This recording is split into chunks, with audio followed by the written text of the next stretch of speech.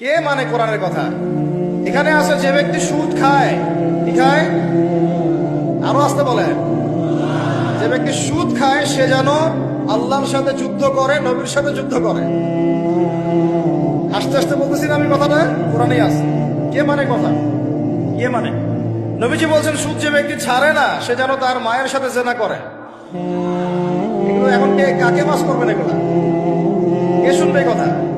সুদী এনজিওর সয়লাব দেশ ভরে, তারপরে এমন কোন গ্রাম নাই, এমন কোন শহর নাই, এমন কোন ব্যাংকিং সিস্টেম নাই যেখানে সুদ নাই।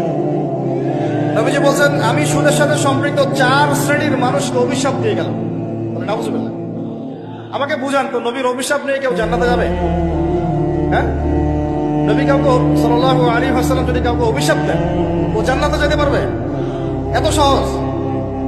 নবীজি বলছেন যে সুদ খায় আমি তাকে অভিশাপ দিলাম, যে সুদ দেয় আমি তাকে অভিশাপ দিচ্ছি।